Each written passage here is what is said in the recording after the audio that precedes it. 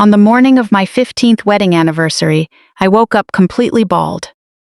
Pasted to the pillow on my side of the bed was a bright yellow sticky note written in my husband's handwriting.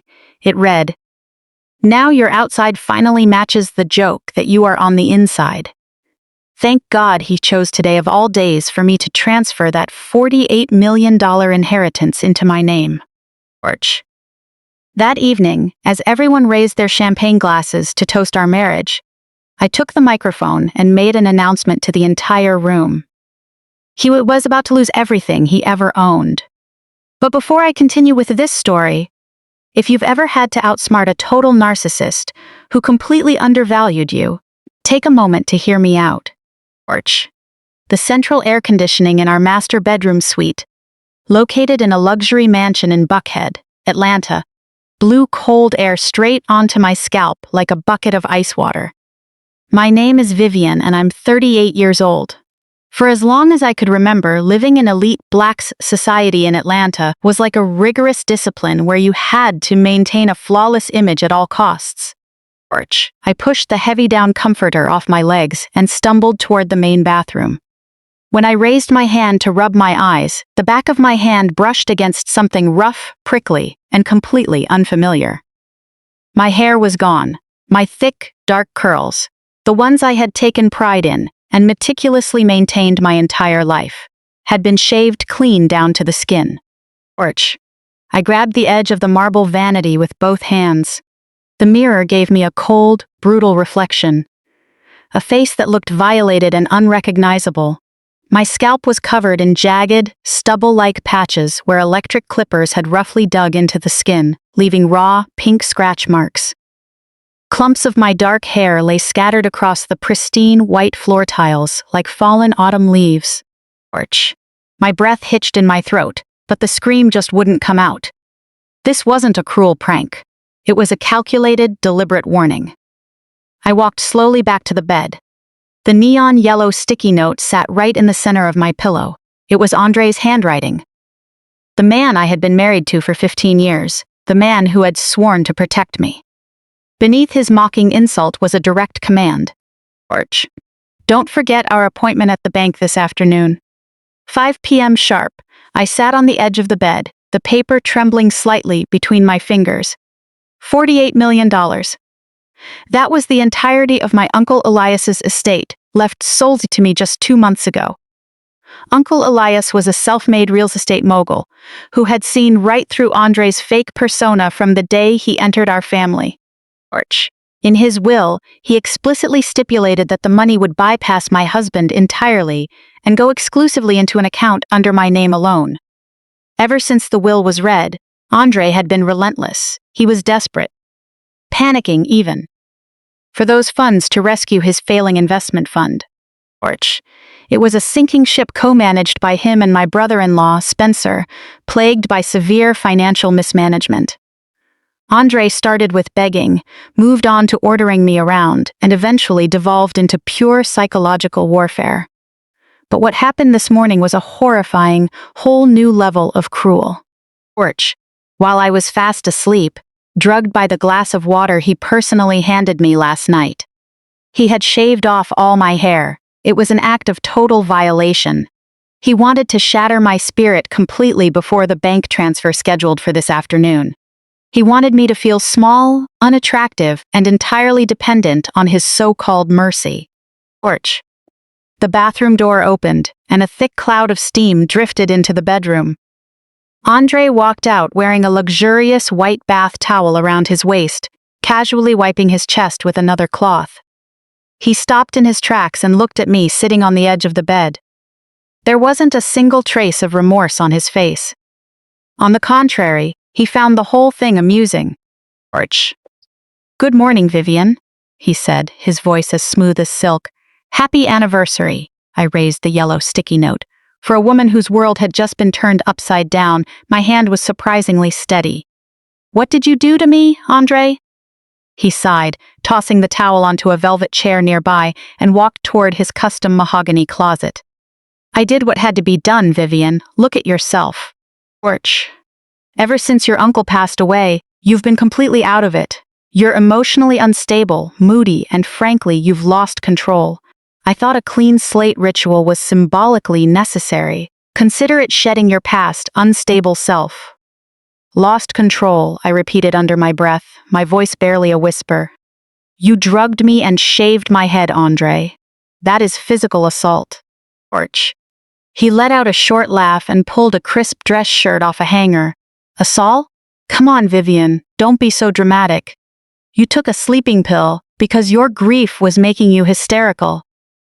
Last night you cried and begged me to cut your hair because you said it was falling out from all the stress. You were sobbing. Do you really not remember? Orch. I stared at him, momentarily speechless at the sheer audacity of his lie. He was gaslighting me in real time. He was laying the psychological groundwork to convince me that I was losing my mind. I never asked you to touch my hair, I said, standing up to face him. And I'm not hysterical. Orch. The only crazy person here is the man whose investment fund is losing tens of millions of dollars, and who actually thinks intimidating his wife is the way to get a corporate bailout. Andre turned around, and the mask of hypocrisy instantly dropped from his face. His eyes turned flat and cold, like a predator's. Let's stop playing games, Vivian. Orch. Your Uncle Elias was a paranoid old fool, and leaving that money solely to you was an insult to this family. You run a tiny boutique interior design firm. You pick out paint swatches and imported tiles for a living. You have zero clue how to manage $48 million. My fund needs liquidity today, or the board of directors is going to start asking questions I can't answer. Orch. I crossed my arms, feeling the chill of the air conditioning against my bare scalp. So you thought humiliating me like this would force me to sign the transfer papers? It's meant to make you realize that you need me, Andre said, stepping closer until his tall frame hovered over me like a shadow. Look at you. You're a mess. You're so consumed by grief that you can't tell what's real anymore. Orch. If you cause a scene, I can file for an emergency conservatorship with the court. Who do you think the judge will believe? A respected investment director, or a grieving, emotionally unstable woman who shaved her own head off during a manic episode? My blood ran cold. The whole thing had been orchestrated. This wasn't just petty cruelty. It was a calculated legal strategy. Orch. He was planning to use my physical appearance and recent loss to convince a court that I was mentally unfit to manage my own inheritance. You wouldn't dare, I said, forcing my tone to remain completely steady, so he wouldn't sense the panic rising inside me. As long as you play the part of a supportive wife, I won't have to, he replied, reaching out his hand toward my head. Orch. I jerked back sharply, dodging his touch. We are meeting the bank manager at 5 p.m. sharp, he continued, his voice returning to that smooth, condescending cadence. You will sign the authorization to transfer the funds into my corporate account, and tonight we will attend our anniversary dinner and smile for the cameras. Orch. If you do as you're told, I won't need to call a doctor to voice my deep concerns about your mental decline. I won't have to file legal paperwork to take full control of your medical and financial affairs. Which, by the way, includes your little design company. I stood there, looking into the eyes of the man I had slept beside for 15 years. Orch. The man my parents idolized. The man my sister Brianna constantly held up as the gold standard of a perfect husband. He was a monster hiding in plain sight behind a tailored suit and a country club membership. He was betting on one thing, that I cared too much about my social reputation, that I was too terrified of public embarrassment to fight back. Orch. He assumed I would break down, hand over the money, and put on a wig to cover my shame at our party tonight. Do you understand me, Vivian? He asked. 5 o'clock sharp. Don't force me to ruin your life just to save you. I lowered my eyes to the floor, letting my shoulders drop slightly to give him the visual signal he wanted. That he had won. I understand, Andre, I whispered. Orch. I'll see you at the bank. He smirked, a chilling look of total victory. Good girl. Put on a scarf, will you? The housekeeper arrives in an hour, and we don't need her gossiping about your little breakdown. I listened to his footsteps echo down the hardwood hallway. I heard the front door open and close, followed by the deep rumble of his sports car engine pulling out of the driveway. Porch. As the sound faded into the distance, the silence of the empty mansion washed over me. I walked back to the mirror. I didn't shed a single tear. Tears were for victims, and as of this morning, I was no longer a victim. I was the executioner sharpening the blade. Porch. I opened the bottom drawer of my vanity and pulled out a vintage silk Hermes scarf with a deep red and gold pattern. A gift from Uncle Elias a few years ago. I carefully wrapped it around my irritated scalp, tying it into an elegant knot at the nape of my neck. It felt tight, secure, and ready for battle. Porch. I walked out of the master suite, down the hall, and locked myself inside my private home office. Walking over to the built-in bookshelf, I pried open a loose piece of baseboard behind a row of architecture volumes. Porch. Inside was a cheap prepaid burner phone I had purchased a month ago, right when I first noticed discrepancies in our joint accounts and began secretly auditing Andre and Spencer's financial records. I powered it on and dialed a number I knew by heart. It rang twice before a sharp, professional female voice answered, "Go ahead, Vivian." Porch. It was Maxine, one of the most formidable corporate attorneys in Atlanta. I had hired her firm weeks ago through a shell company, completely off Andre's radar. "Maxine," I said, my voice clear and unwavering. "He's escalating. He just threatened me with an emergency conservatorship and demanded the $48 million transfer by 5 p.m. today. Porch. Otherwise, he plans to use fabricated evidence of mental instability to seize my assets and my company. He even physically targeted me last night to create proof of a breakdown." Silence fell over the line for a moment, punctuated only by the sound of rapid typing. "Did he leave a paper trail?" she asked. "He left a handwritten note," I replied. "I've already secured it in a plastic bag." Porch. "Perfect," Maxine said. "His arrogance will be his undoing." "Are we accelerating the timeline?" "Yes," I said, looking out the window at the manicured lawns of our neighborhood. "Initiate option B. I want the takeover executed before noon. Have our holding company buy up all of his toxic debt." Porch. "Before he steps foot into that bank at 5 p.m., I want to personally own every single liability his investment fund carries." "Consider it done," she answered. "And Vivian, happy anniversary." I hung up and slid the burner phone into my pocket. Andre thought he was playing a game of chess against a fragile, grieving wife. He had no idea I had already flipped the entire board. Porch. The countdown to 5 p.m. had officially begun, and when the clock struck the hour, he would realize that touching my hair was the most fatal mistake of his life. The drive to my parents' estate in Buckhead took only 20 minutes, but the psychological distance felt like light years. Porch. The massive wrought iron gate swung open, revealing manicured grounds and the sprawling brick mansion where I grew up. This was the fortress Cecilia and Harrison had built to maintain their perfect image, a place where appearances were currency and vulnerability was a liability. Porch.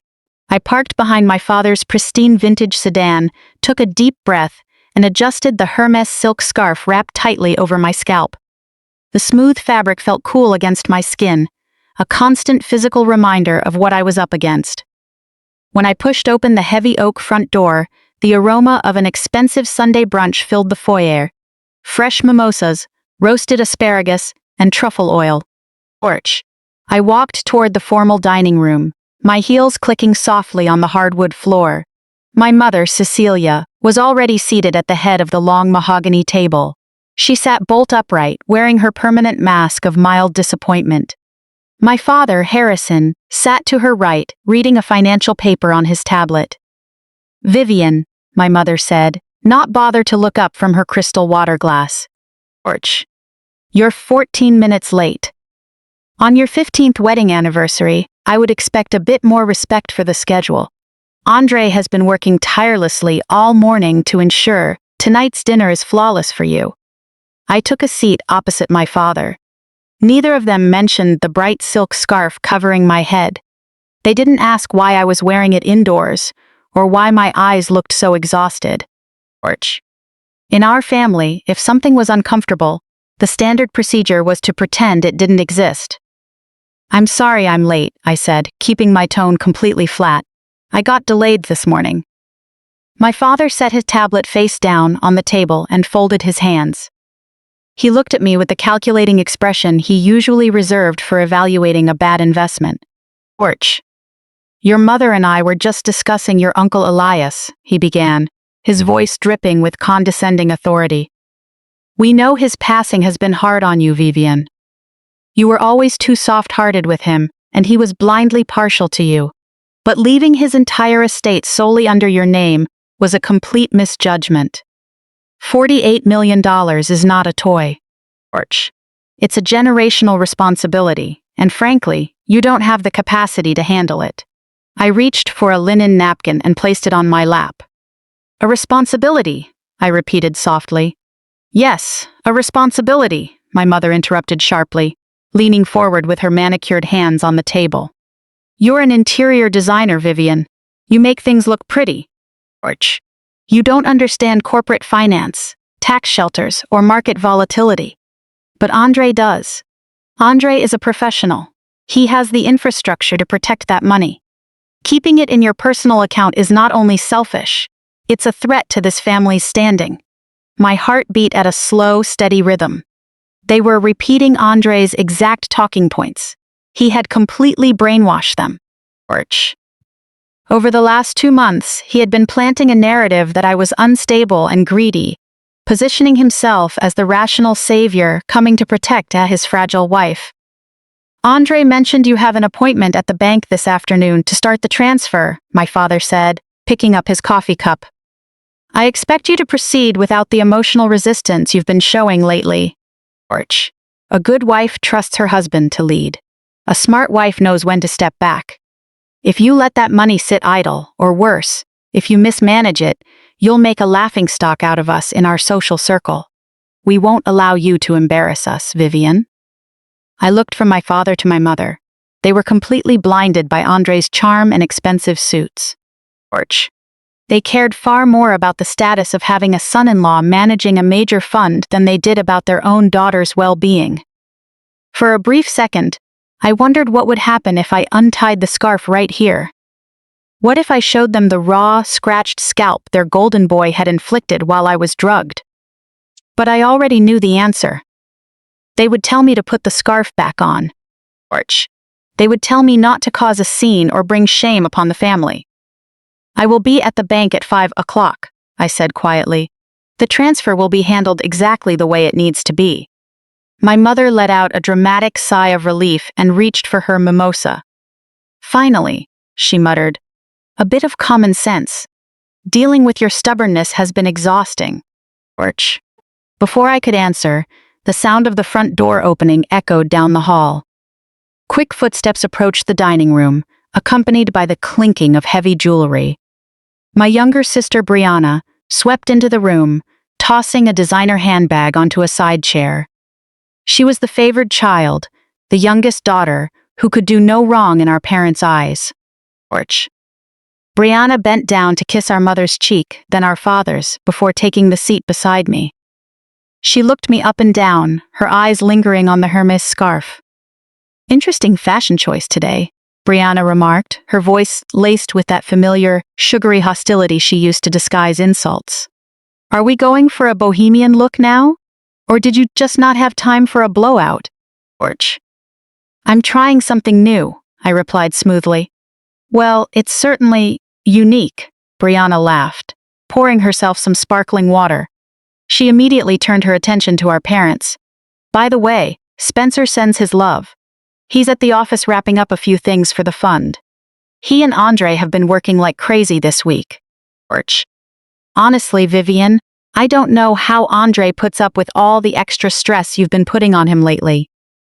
At the mention of her husband's name, my stomach tightened. Spencer was a wealthy financial broker from an old money Southern background. He radiated a quiet elitism that always made my skin crawl, yet Brianna idolized him. Orch. She viewed her marriage to Spencer as her ultimate life achievement. proof that she had outdone me in every way. "I'm sure Spencer and Andre are working very hard," I said, keeping my tone intentionally gentle. "They're carrying the weight of this family's future on their shoulders," Brianna corrected sharply, leaning in with her eyes narrowed. "Orch, you know, Spencer was talking to me last night about your hesitation regarding the inheritance.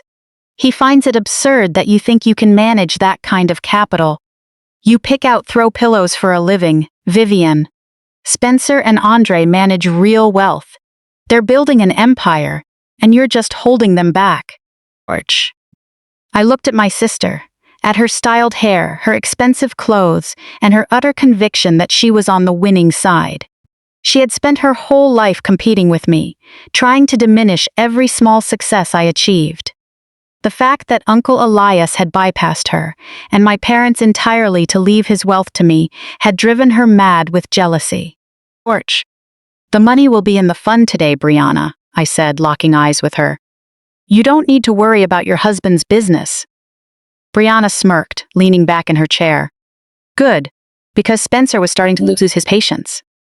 He said having a client with zero financial literacy is a liability, even if she's family. Orch, you should be thanking them on your knees for taking this burden off your hands. Just make sure you don't embarrass Andre at the party tonight. He deserves a supportive wife, not someone who fights him at every turn." My mother nodded in agreement, cutting a piece of asparagus. "Brianna is right, Vivian. Tonight is your 15th anniversary. Half of Atlanta high society will be at that dinner. Orch, you need to present a united front. Sign the papers, move the assets, and put on a nice dress. And please, fix that scarf situation before tonight. It looks ridiculous." A cold, hard knot formed in my stomach. I was sitting at a table with my own blood relatives, the people who were supposed to protect me. Orch. Instead, they were actively tightening the noose around my neck and handing the rope to my abuser. They were serving me up on a silver platter, perfectly willing to let Andre and Spencer ruin me as long as it preserved the family's social standing. "Excuse me," I said, pushing my chair back. "I need to use the restroom." I didn't wait for their response. "Orch." I stood up and walked out, ignoring the loud, annoyed sigh Brianna released as I left the room. I walked down the long carpeted hallway and slipped into the guest bathroom, locking the heavy door behind me. It was lavishly decorated in gold fixtures and dark marble, a suffocating space built on pure wealth. Orch. I turned on the faucet to cover any sound, then reached into my pocket and pulled out the burner phone. The screen lit up with 3 new messages from David, my private investigator. I had hired him weeks ago when numbers in my personal accounts began looking strange, long before the estate had even cleared probate. I opened the encrypted messaging app. Orch. The first message contained a batch of documents, which I clicked to download. They loaded as high-resolution scans of wire transfer authorizations and offshore account registrations. My eyes scanned the dense financial text. The accounts were opened in the Cayman Islands just 3 weeks ago, right after the final court hearing for Uncle Elias's estate. Orch. The primary account holders were listed as 2 shell corporations, but the ultimate beneficiaries were buried beneath layers of legal jargon. I scrolled down to the next document. It was a pre-authorized wire transfer form generated from Andre's investment fund. The amount was exactly $48 million. Orch. The destination was the Cayman Islands account, and the execution time was set for 5:01 p.m. today. Exactly 1 minute after Andre expected me to deposit the inheritance into his control. My breath hitched as the sheer scale of the betrayal became clear. Andre was never trying to save his failing investment fund. He wasn't planning to use my money to plug the holes in his business. Orch. He was planning to steal it outright. He and Spencer had set up offshore accounts to siphon the entire inheritance out of the country. The second my wire cleared the bank, I opened David's second message. It was a screenshot of a passenger manifest from a private charter company at a secondary airport outside Atlanta. Orch. 2 one-way tickets to the Caribbean, booked under aliases that David had easily traced back to Andre and Spencer. Departure time. 8 p.m. tonight. They were fleeing. They were going to take the $48 million, board a private jet, and disappear while I was getting dressed for my anniversary dinner. Orch. They planned to leave the bankrupt investment fund to collapse, taking down every single investor with it, including my own parents. I gripped the edge of the marble sink, my knuckles turning white. The level of calculated malice was almost overwhelming. Andre had shaved my head this morning to completely break my spirit, ensuring I would be too traumatized and humiliated to think clearly. Orch. He needed me submissive at 5 p.m. today. He needed me to hand over the keys to my own destruction so he could be sitting on a beach by midnight. And my family, my mother, my father, my sister, were sitting in the next room drinking mimosas, mocking my intelligence, and actively pushing me toward the man who was about to ruin them all. They thought they were securing their social status. Orch. They had no idea they were helping load the gun aimed directly at their own heads. My burner phone buzzed with a final message from David. They've automated the transfer. The moment the funds hit Spencer's holding account, they bounced straight to the offshore system.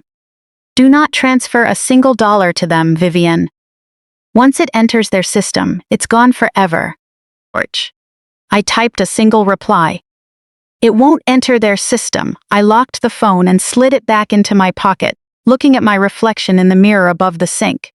The silk scarf hid the physical violation, but it couldn't hide the absolute clarity in my eyes. I had spent my entire life trying to be the good daughter, the patient sister, the supportive wife. Orch. I had swallowed their insults, tolerated their disrespect, and let them make me feel small. But they had finally pushed me to the edge. They thought I was just an interior designer. They thought I was a fragile, emotional woman, paralyzed by grief. They thought I lacked the coldness required to survive in their world. They were wrong. Orch. I turned off the faucet, unlocked the door, and stepped back into the hallway. Brianna's sharp laughter echoed from the dining room, followed by my father's deep, approving tone. They were enjoying their brunch, confident that I had fallen into line. They had no idea that the woman walking back toward their table was no longer the scapegoat they had raised. Orch. She was the architect of their impending downfall. I returned to the dining room and took my seat. My mother raised an eyebrow at me. Done sulking in the bathroom, Vivienne? She asked, picking up her fork. Yes, Mother, I said, offering a practiced cold smile. I'm completely fine. I'm actually looking forward to this afternoon. I think everything will be settled exactly the way it ought to be. Orch. Brianna rolled her eyes and checked her diamond-encrusted watch. Just try not to ruin Andre's night. Spencer said the entire board of directors will be at the dinner. Don't embarrass us. I looked at my sister, knowing that by this time tomorrow, her precious husband would be facing federal felony charges, and her lavish, designer lifestyle would be repossessed by the bank. Orch. I won't embarrass you, Brianna, I promised quietly. Tonight will be a night this family never forgets. The glass doors of the financial district skyscraper slid open, welcoming me with a blast of sterile, chilled air into the sleek lobby of Spencer and Andre's investment firm.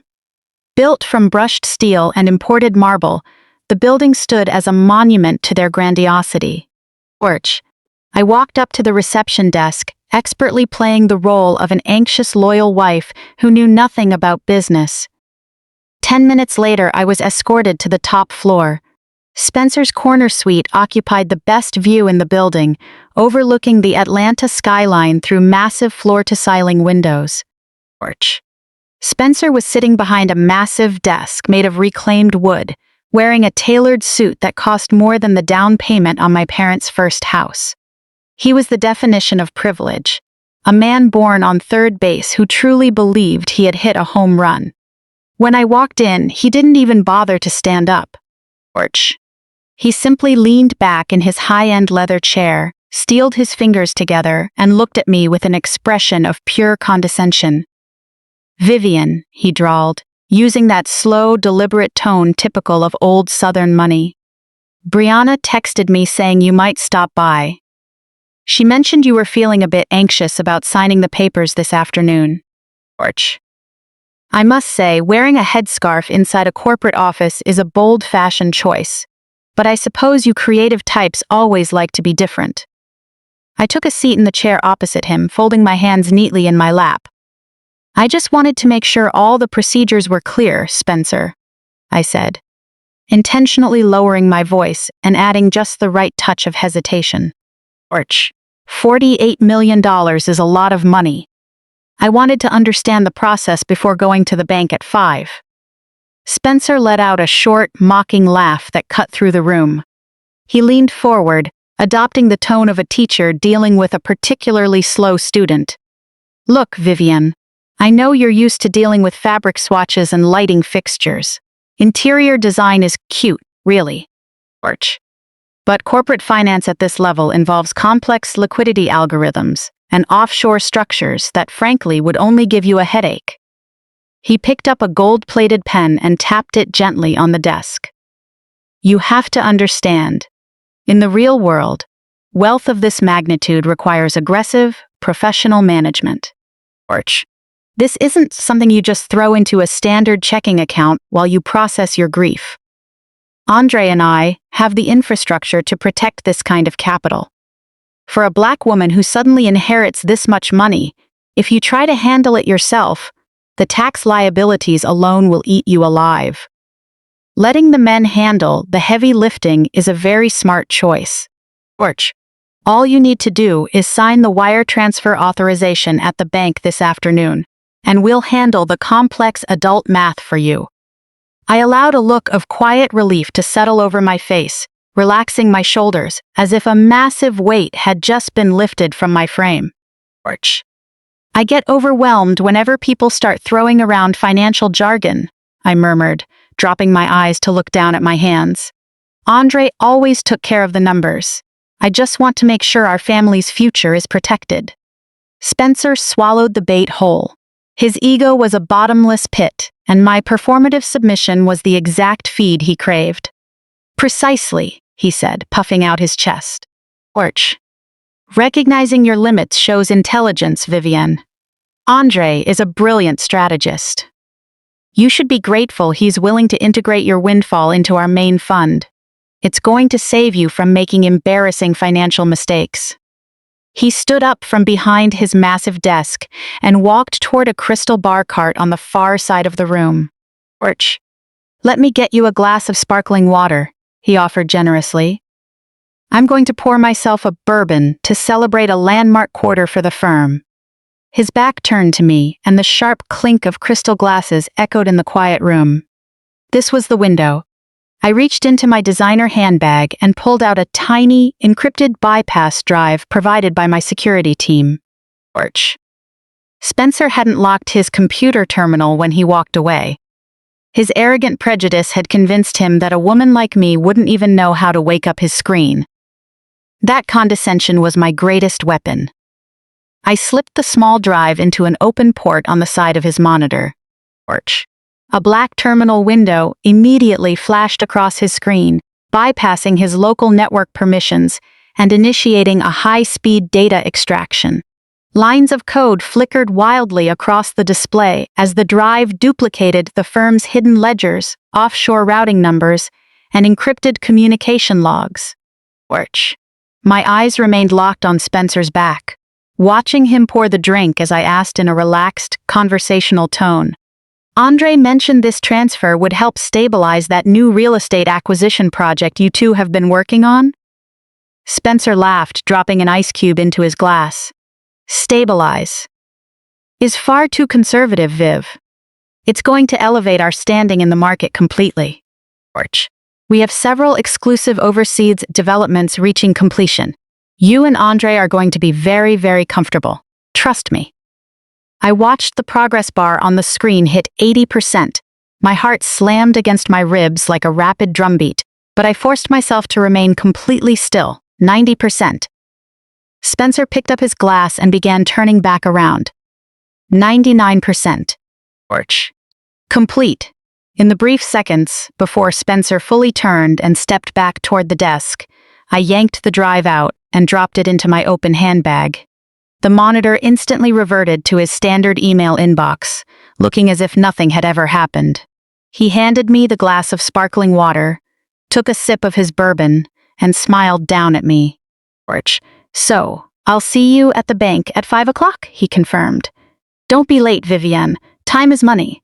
I stood up, offering him one last expression of gratitude. "Thank you, Spencer. You've been so helpful. I feel much better about everything now." I walked out of his office, maintaining a smooth, unhurried pace.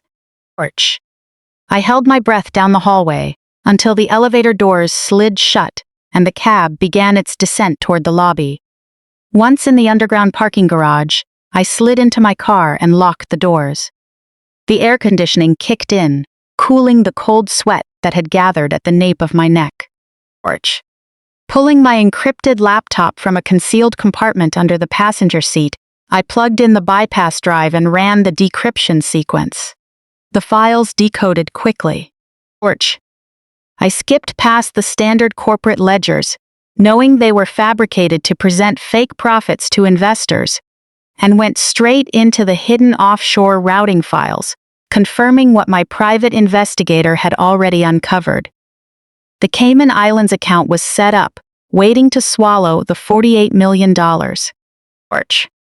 However, as I scrolled through recent transaction logs from the firm's hidden discretionary fund, something else caught my eye. For the past 2 years, there had been a substantial recurring monthly payout listed under a holding company I didn't recognize. Tens of thousands of dollars were bleeding out of the struggling investment firm every single month. I ran a quick public records check on the holding company through a property database. The search pulled up the deed for a luxury penthouse in Midtown Atlanta, purchased outright with cash 18 months ago. I opened the supporting legal files attached to Spencer's drive and located the primary occupant registered on the property deed. The name was Chloe. I stared at the glowing letters on the screen as they burned into my retinas. Chloe was Spencer's cousin, the young, blonde, aspiring art dealer who always clung to Spencer's arm at our family holiday dinners and acted overly affectionate with Andre. The same Chloe who had hugged me at Uncle Elias's funeral and told me how strong I was being. Andre wasn't just stealing my inheritance to run away. For 2 years, he had been using his clients' investment portfolios, money belonging to my own parents, to fund a multi-million-dollar lifestyle for his mistress, and that mistress was his business partner's cousin. Spencer knew. Brianna knew. My own sister had likely been covering for them, allowing her husband and mine to funnel family wealth to another woman, while I was left playing the dutiful suburban wife. This wasn't just a financial crime anymore. It was a calculated, cross-family conspiracy designed to drain my dignity, my inheritance, and my sanity. They had sat around that brunch table earlier today laughing at me, fully aware that the woman my husband was sleeping with was being supported by the very funds they were pressuring me to surrender. I closed the laptop as a chilling sense of calm washed over me. The anger evaporated, replaced by a surgical, lethal precision. They thought they were playing checkers, using me as a pawn to protect their positions. They had no idea I had already surrounded the board and locked every exit. I started the engine, listening to the low rumble reverberate in the quiet garage. I needed to reach my financial war room and secure the buyback of their toxic debt before 3 o'clock. The wolves were waiting for a feast, but they were about to choke on the trap I had laid for them. The elevator doors opened onto the 42nd floor of an unmarked glass tower in downtown Atlanta. This was Maxine's private war room, completely separate from her primary law firm. I stepped out into a conference room filled with quiet, focused energy. Maxine sat at the head of a large slate table, flanked by Julian, a forensic accountant who looked as though he hadn't slept in days. The table was covered with hundreds of pages of printed documents, color-coded to outline the exact structure of my husband's financial ruin. I set my laptop down and produced the bypass drive. Torch. I extracted the offshore routing codes from Spencer's terminal, I stated evenly. The transfer is set for 5:01 p.m. today, routing straight into a Cayman shell company. The entire process is automated. Maxine took the drive and inserted it into a secure terminal at the far end of the room. The monitor flickered, casting a blue glow across her sharp features. Torch. Her fingers flew across the keyboard as she scanned the stream of raw data. Julian leaned forward, adjusting his glasses to inspect the numbers. They confirmed every suspicion we had harbored for months. "We've mapped out the entire domestic structure, Vivian," Julian said, tapping a thick red folder on the table. Torch. For the last 2 years, Andre and Spencer have been running an elaborate Ponzi structure behind the board's back. They've been using funds from new investors to pay out returns to earlier clients, creating the illusion of massive profits while siphoning the rest into high-risk overseas developments that collapsed 12 months ago. Torch. Their primary fund is currently carrying $60 million in toxic debt. They are completely insolvent. Your $48 million inheritance was never meant to save the business. It was their exit strategy. Maxine pulled up the specific files I had retrieved. She paused, her eyes narrowing as she reviewed Spencer's unencrypted ledgers. "Vivian," she said, her tone sharp. "Torch. Did you see these recurring monthly payments to that Midtown holding company?" I nodded, taking a seat in a heavy leather chair as the reality of the betrayal settled in. "Chloe," I answered flatly. "Spencer's cousin. Andre bought her a luxury penthouse using stolen capital." Maxine let out a quiet whistle, shaking her head in disbelief. "Torch. They kept the mistress on the payroll as a special consultant to hide the physical asset from auditors. The arrogance is astounding," she murmured. "But this gives us the leverage we need to pierce the corporate veil and tear them apart in court. Torch. If Andre tries to claim any portion of your personal assets during divorce proceedings, this paper trail proves a breach of fiduciary duty and intentional dissipation of marital assets. Furthermore, the post-nuptial agreement he quietly filed 3 months ago, meant to keep that penthouse out of your reach, legally isolates him from your inheritance. Torch. He built a wall to protect his affair and in doing so, locked himself out of your fortune." I looked at the mountain of evidence documenting a deeply coordinated betrayal. The scale of it was almost beyond comprehension. My husband had shaved my head this morning to make me feel small and submissive. My sister wore designer clothes bought with dirty money while mocking my profession. Torch. My parents were willing to sacrifice my security to protect their social standing. And all the while, the men they idolized were nothing more than common thieves in tailored suits. "What is the operational strategy?" I asked, looking directly at Maxine. "How do we lock them down before 5 o'clock? Torch. Maxine pushed a stack of legal documents across the table, dense with financial language and corporate restructuring authorizations. "We aren't just stopping the transfer, Vivian," she said, a cold smile touching her lips. "We are buying the debt itself." Julian opened the red folder, spreading out several debt assignment contracts before me. Torch. Andre and Spencer's fund is being kept alive by a private lending syndicate that is currently in a state of panic, Julian explained. These lenders hold $60 million in distressed debt. Technically, the loan is in default because Andre missed a crucial quarterly interest payment last week. Torch. The lenders haven't called the debt yet because they fear forcing an immediate bankruptcy where they would recover nothing. They are desperate to offload the risk. I looked over the numbers, seeing the full extent of the ruin hidden behind their expensive lifestyle.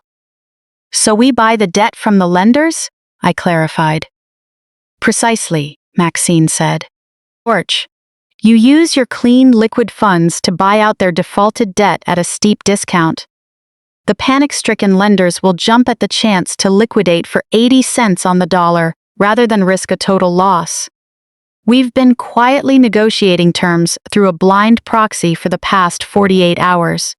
The moment you sign these, the funds wire directly to those lenders. You will instantly become the sole legal owner of every liability, loan, and operating obligation tied to their fund. I picked up the gold pen Maxine handed me, feeling the cool metal against my skin.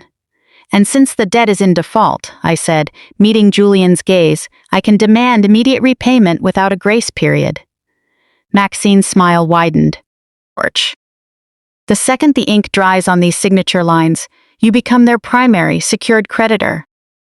You will literally own their company, their physical assets, their operating accounts, and the building they work in. You'll have the unilateral power to freeze their operations, seize their portfolios, and remove them from their own board without notice. You become the absolute master of their financial universe. I looked down at the signature line on the first page. It was a point of no return. Signing my name meant that $48 million would transform from a liquid fortune into an instrument of financial destruction. It was the inheritance meant to secure my future, spent in a single stroke. Sitting in that quiet conference room, rubbing the silk scarf over my bare scalp, I understood a fundamental truth about power. True security doesn't come from sitting on a pile of money, waiting for predators to strike. It comes from buying the very ground those predators stand on, holding the lever that drops the floor out from under them the moment they step out of line. I pressed the pen to the paper and signed my name. I signed the first page, then the second, and the third. For the next 45 minutes, the rhythmic sound of the pen filled the war room, the sound of a fraud empire being systematically dismantled. With a steady hand, I authorized the blind proxy, approved the debt restructuring, and executed the hostile corporate takeover terms. Every signature stripped away another layer of Andre's unearned authority. Every initial crushed Spencer's smug arrogance. When I flipped to the final binding page, the digital clock on the wall read exactly 3 p.m. Maxine took the documents, applied her firm's official seal, and handed them to her assistant for electronic filing with the Federal Financial Registry. It's done, Maxine declared, checking the confirmation screen. The wire has cleared. The toxic debt now belongs to your holding company. Vivian, you legally own everything your husband and brother-in-law built. They are completely bankrupt, and they answer solely to you.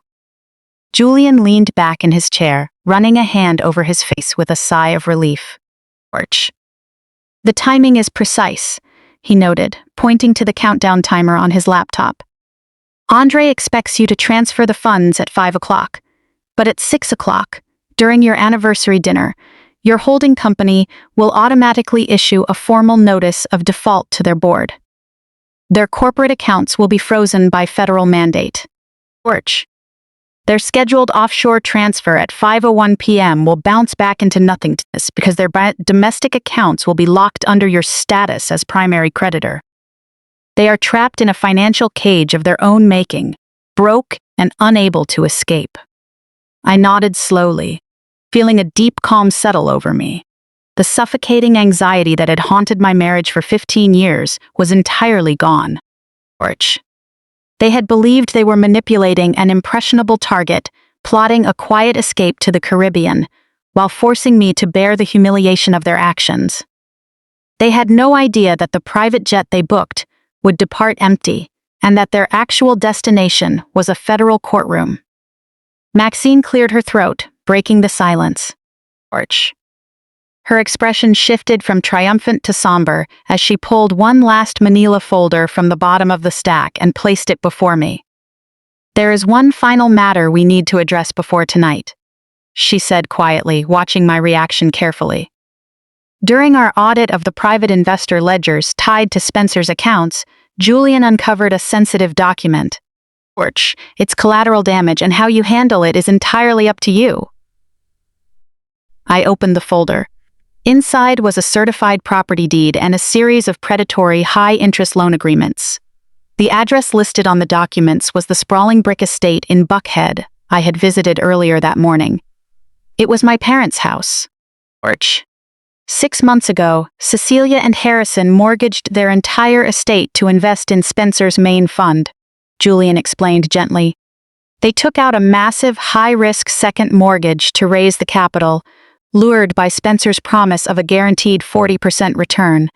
They put everything they owned into that fraudulent fund, Vivian. All the equity in their home is gone. Orch. When you call in the debt tonight, the fund will liquidate all assets to satisfy your primary claim. Your parents' investment will be wiped out instantly. By tomorrow morning, the bank will initiate foreclosure proceedings on their home. They stand to lose everything. A heavy silence fell over the room. Maxine and Julian watched me, anticipating hesitation or the predictable guilt of a daughter. Orch.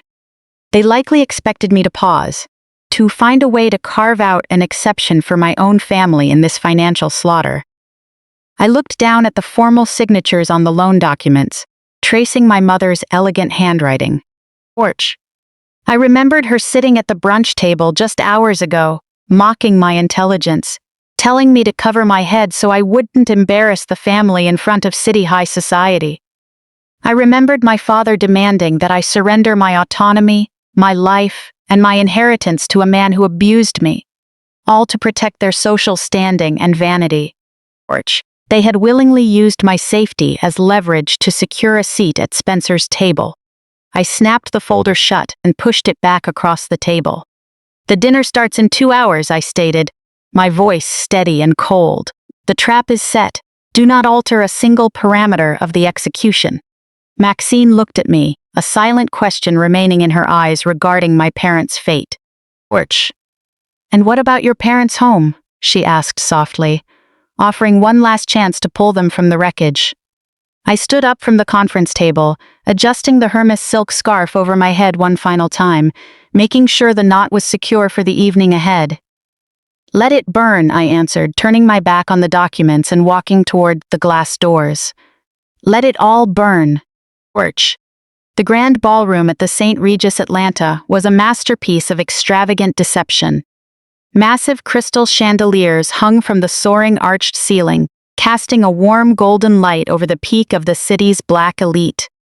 Tables draped in ivory silk were decorated with tall white orchids and imported hydrangeas. Orch. The scent of expensive perfume filled the air as a live jazz quartet played soft, rhythmic melodies in the corner. It was a space engineered specifically for the display of power and the cultivation of envy. The guest list was a carefully vetted roster of the city's most influential figures, ranging from federal judges to local politicians. Orch. They had gathered to witness what my husband claimed was the crowning achievement of his climb up the social ladder. In the center of the room, Andre held court with a glass of vintage champagne in hand.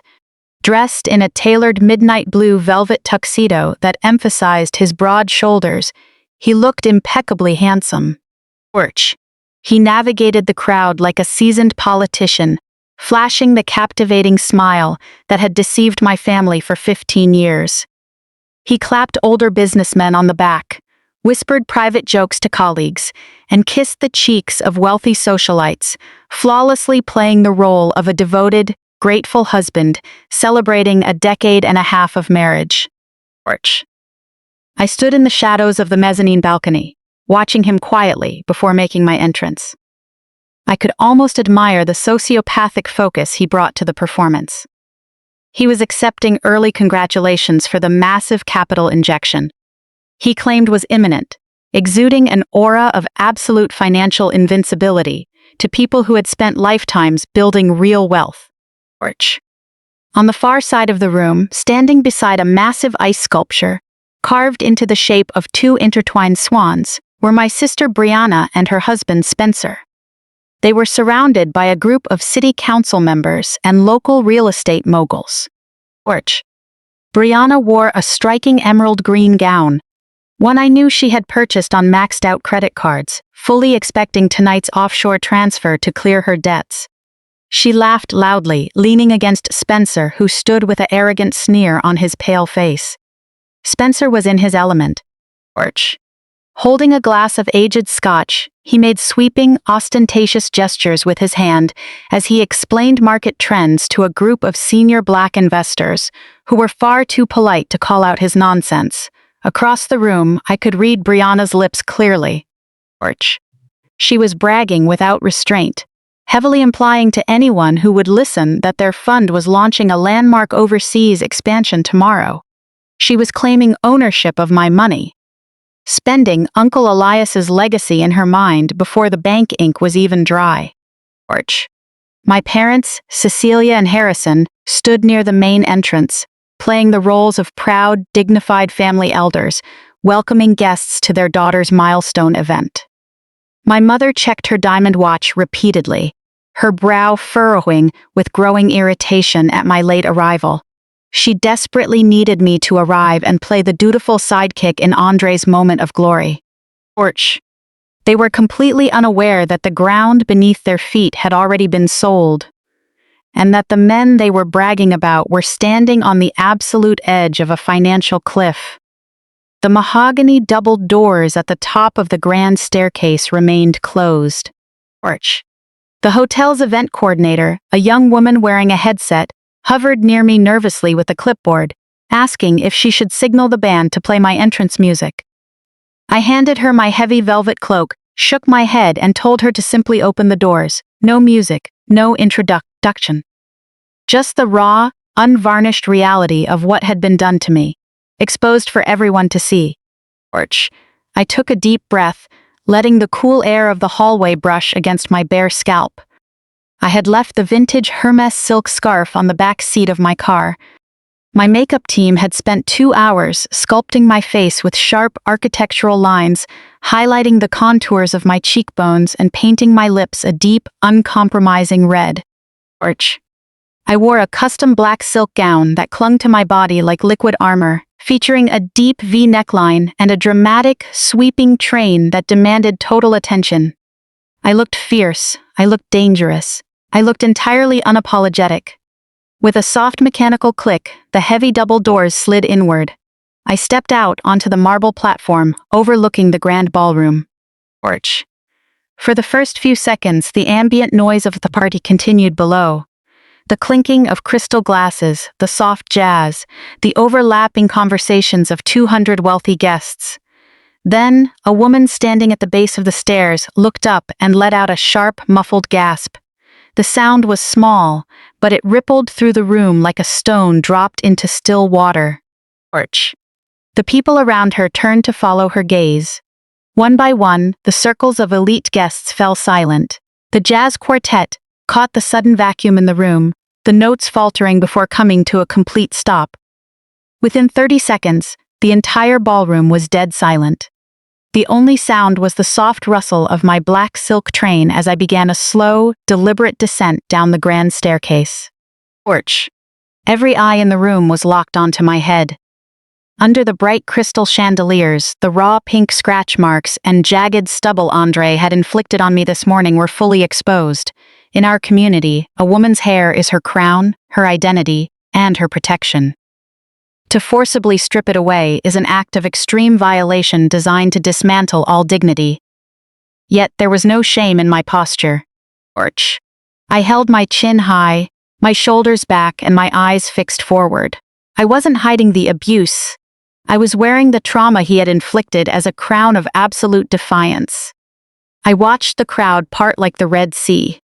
As I reached the bottom of the stairs, I caught the moment my mother realized what had happened. Her jaw dropped, and her hand flew to her chest as if she had been physically struck. Orch. My father stepped back, his eyes wide with horror and embarrassment, entirely unable to process this visual disruption to their picture-perfect family image. Brianna dropped her champagne glass, the crystal shattering across the polished floor. Orch. She stared at me with a mix of terror and revulsion, her mind unable to comprehend how the sister she had mocked hours ago was now commanding the room like a dark deity. My eyes remained locked on Andre alone. He stood frozen in the center of the room, his signature charm completely wiped from his face. The color drained from his cheeks, leaving him looking pale and hollow. Orch.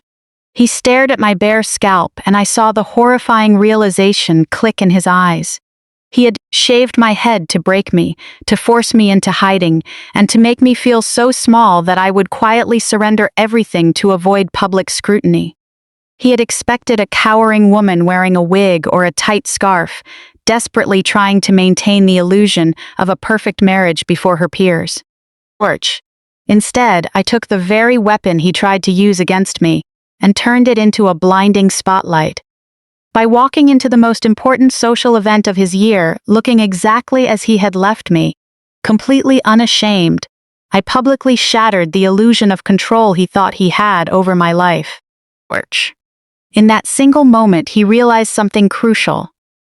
A woman willing to stand tall with a shaved head in a room full of 200 elite judges could never be intimidated into handing over $48 million. Before the crowd could even begin to process the sheer shock of what they were seeing, Andre reacted. He crossed the distance between us with frightening speed, grabbing my bare elbow so tightly. I could feel the pressure against my bones. Without saying a word to the surrounding guests, he roughly dragged me into a dark, secluded alcove near the service hallway, hidden behind heavy velvet drapes. The second we were out of the room's line of sight, he pinned me against the patterned wallpaper. His face was inches from mine, his breathing heavy and erratic with pure rage. "What are you doing?" he hissed, his voice trembling with an intense anger that vibrated through his entire body. "You're making us look like monsters, Vivian. What is wrong with you? Where is the money? It's 5 o'clock. I haven't received a deposit confirmation on my private phone from the offshore holding account. You were supposed to authorize the wire at the bank an hour ago." I stared back into his panicked, furious eyes, feeling not a single trace of fear. The man who had haunted my thoughts for 15 years, making me walk on eggshells every single day, looked pathetically small and desperate. His entire empire was balancing on a razor's edge, and his custom tuxedo was soaked in cold sweat. I slowly reached into my black designer clutch and pulled out my primary phone. I unlocked the screen to reveal an open, secure financial application. "I just needed to verify the daily limit bypass," I whispered, keeping my voice soft and slightly breathless to play the part of the compliant, frightened wife one last time for his fragile ego. Because of the large amount, the bank required dual authentication. "I have it ready, Andre. I just need to press the final execution button." His eyes darted frantically from my face to the phone screen, greed instantly overwhelming his anger. The temptation of $48 million blinded him completely, making him oblivious to the trap laid out right in front of him. "Press it," he ordered, his grip tightening on my arm. "Press it right now, Vivian, or I swear I will drag you out of this hotel and have you committed to a facility tonight. They'll lock you away, and I'll still take everything." I offered him a slow, genuine smile, a look that brought a moment of deep confusion to his sweaty face. Staring straight into the eyes of the man who had manipulated me and stolen 15 years of my life, I raised my index finger and firmly pressed the bright green execution button on the screen. The application processed for less than a second before displaying a large green check mark, confirming the transaction was complete. Andre let out a long, heavy breath and released my arm, believing he had finally won his long war. He turned away to adjust his tuxedo jacket, reaching into his pocket for his phone to check the corporate account. He had no idea that the button I pressed hadn't wired $48 million to the Cayman Islands. Instead, it executed an automated takeover protocol, instantly freezing every single asset held in his and Spencer's names. The jazz quartet transitioned into a smooth R&B melody, signaling the next phase of the evening.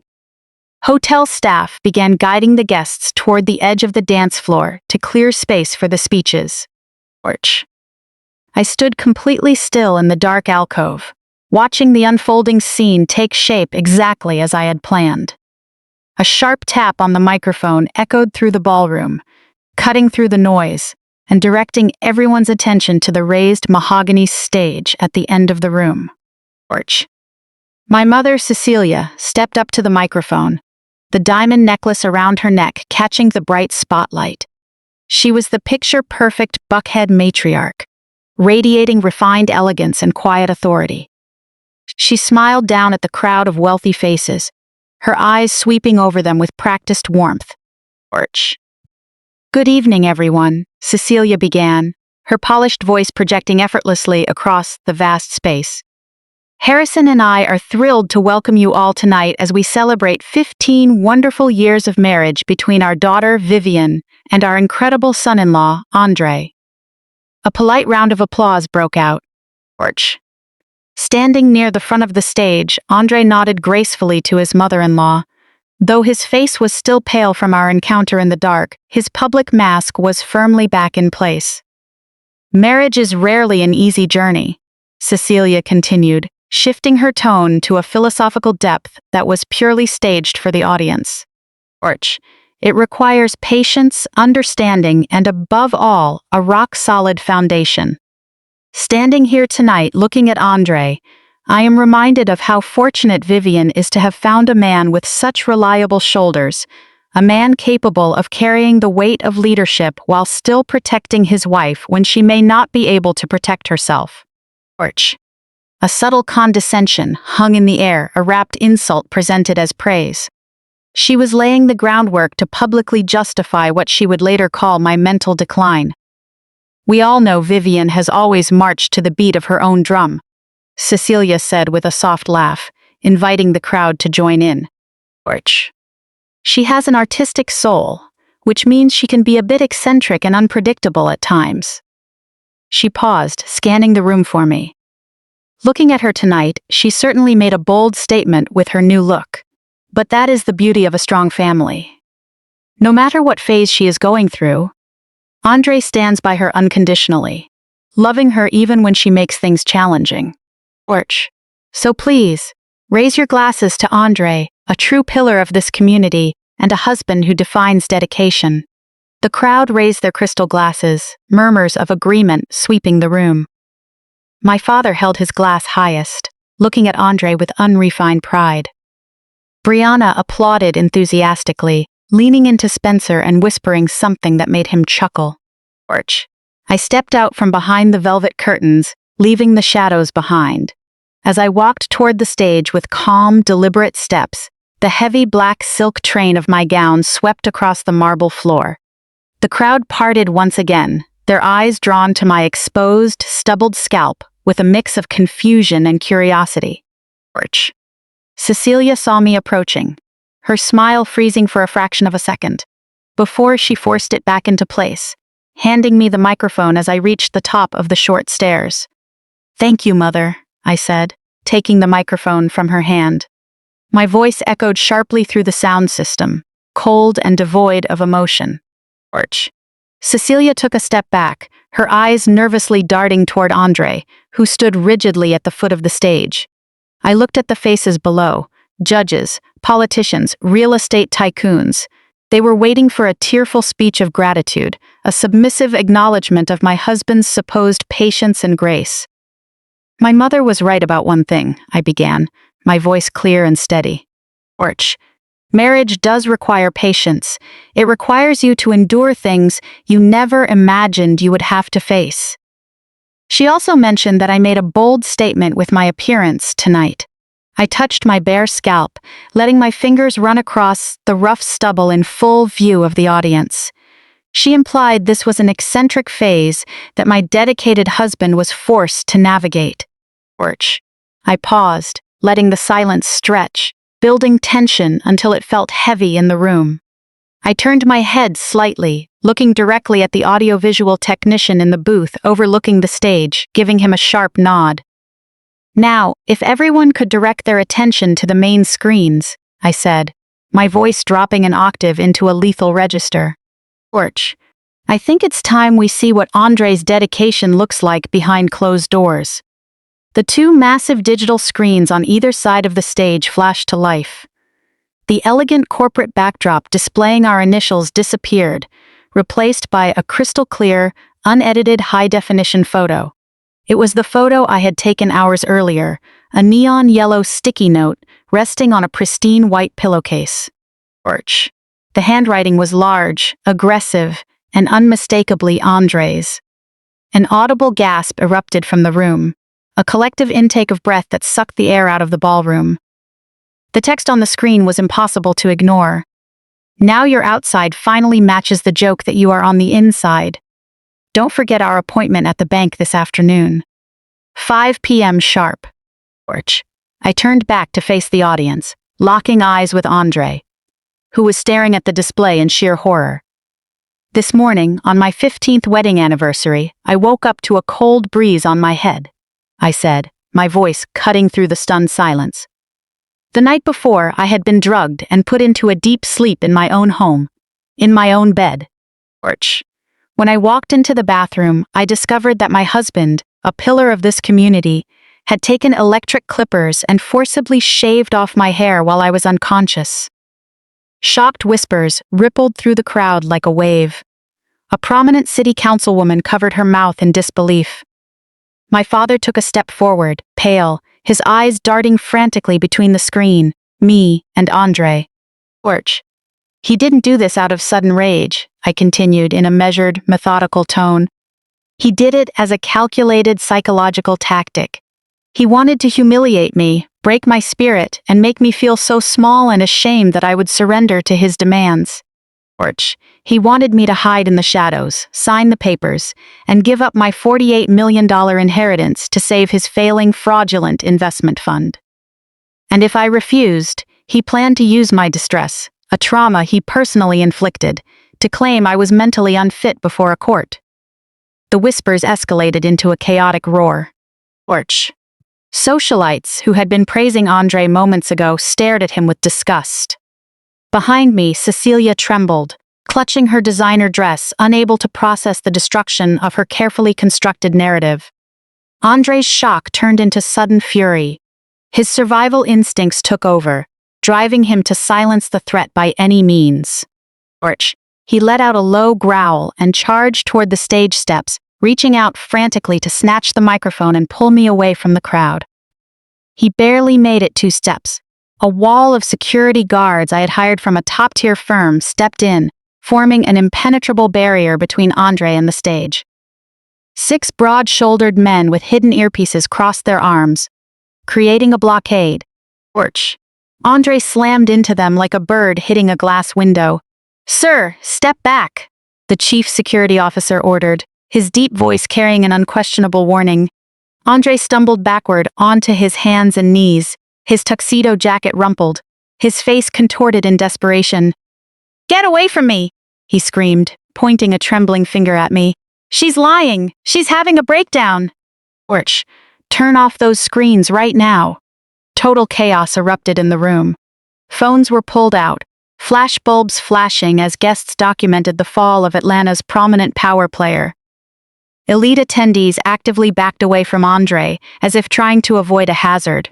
Standing above the commotion, I looked down at the man who had tried to erase my identity. I didn't need to raise my voice. Orch. The microphone carried my calm words easily over the noise. Personal abuse was just the opening act of his performance today, I said softly, ensuring every syllable landed. You see, Andre thought taking my hair would strip away my strength. He thought a woman without her crown would forget how to rule. What he didn't realize was that my hair was just a distraction. Orch. While he was busy trying to break my spirit, I was busy dismantling his empire. I nodded to the technician once more. On the massive screens, the photo of the yellow note vanished, replaced by the devastating financial truth I had prepared. The trap had sprung, and it was time to show everyone the full extent of the consequences. Orch. The click of the remote control echoed like a gunshot through the room. Behind me, the screens flashed again. The note was gone, replaced by a detailed financial chart in sharp, high-definition resolution. A collective gasp swept through the financial figures in attendance as they recognized the structure of corporate fraud displayed before them. Orch. I stood silently, letting the numbers speak for themselves. On the left side of the screen were the internal transaction logs of Andre and Spencer's fund. Highlighted in deep red were dozens of recurring withdrawals, routing capital directly from clients' portfolios into an unregistered shell company. On the right side, I displayed the property deed for a luxury midtown penthouse, purchased outright with cash by that exact shell company. To fully hold him accountable, I needed to show everyone what had been purchased with their stolen funds. I pressed the remote a second time. High-resolution photos appeared alongside bank records, showing Andre on the penthouse balcony holding champagne, with Chloe sitting beside him. A loud shockwave tore through the room. Guests recognized Chloe instantly as Spencer's cousin, a frequent attendee at elite gatherings, and the woman who had hugged me at my uncle's funeral. It was not just a marital betrayal, but a financial scheme involving family. I looked down at the crowd, locating Spencer in the front row. The financial broker was drenched in cold sweat, his skin pale. He realized the crowd was connecting the dots. His cousin was living in a multi-million-dollar penthouse, funded by capital siphoned from his firm's ledgers. Spencer's panic kicked in. He raised his hands, putting on a mask of deep shock and betrayal, stepping back to distance himself from Andre. "Andre, what is the meaning of this?" Spencer shouted, his voice echoing loudly. "You misappropriated company funds for real estate? You used my family behind my back? I trusted you." Spencer was trying to build a firewall, sacrificing Andre to save himself, portraying himself as an innocent partner. He believed if he yelled loud enough, investors would think he was unaware of his cousin being listed as a ghost consultant on the payroll. It was a desperate move, exactly as I had anticipated. I didn't interrupt his performance. I let him shout, point fingers, and expose his hypocrisy for everyone to see.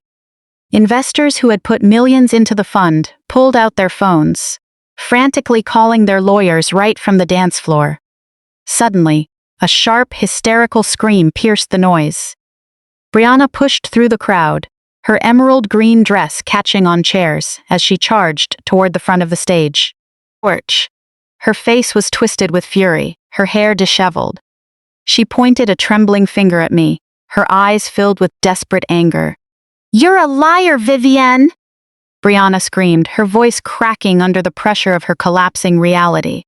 She reached the first step of the stage, but my security team blocked her path completely.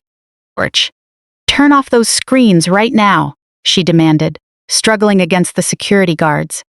"You fabricated all of this because you're jealous. You've always been jealous of Spencer and me. You hacked their system and forged these documents to ruin my husband's reputation because your own marriage failed. Spencer is an honest man. He would never steal, and he would never cover up an affair." "You're crazy, Vivienne. Andre was right. You've lost your mind." The crowd quieted again, captivated by the raw hostility coming from the family's favored daughter. My parents froze in place, watching their youngest defend the men who had quietly brought financial ruin upon them. Brianna stood there, chest heaving, convinced her aggressive stance would shield her from the fallout. She believed her noise and defense of wealth could salvage her social standing. I looked down at my sister without a trace of pity. She had spent years contributing to my emotional pain, and tonight she was facing the consequences. "You have remarkable loyalty, Brianna," I said, my voice projecting smoothly through the speakers. "Defending your husband's honor so passionately is almost impressive." The problem with blind loyalty, though, is that it tends to leave a paper trail, or in this case, a clear audio recording. I pressed the remote control once more. The screen shifted from financial ledgers to a black background displaying an audio waveform. A quiet static hum sounded through the speakers before a crystal-clear recording began to play, the audio I had retrieved from Spencer's computer earlier that afternoon. It was a call recorded 3 months prior from an automated log Spencer kept on his office line. Brianna's distinct voice echoed clearly through the silent ballroom. "Oh, please, Spencer. Brianna laughed coldly in the recording, causing a collective shudder through the room. Vivian is so busy picking out curtain fabrics, she won't notice a few million missing. And as for Chloe, I think it's hilarious. Andre is practically paying her rent so she can keep him away from my pathetic sister.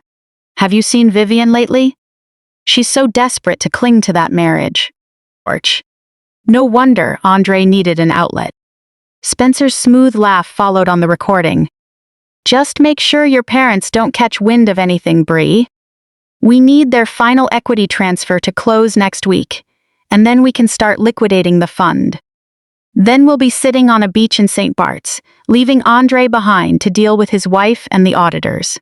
Orch. Brianna let out a dismissive sigh on the recording. I can't wait, sweetie. Let Andre take the blame for the domestic accounts. We'll take our offshore share and leave them all behind. Vivian deserves it anyway for thinking she belonged in our circle. The recording cut off with a click, leaving the large waveform frozen on the screen. A profound silence descended upon the ballroom. Orch.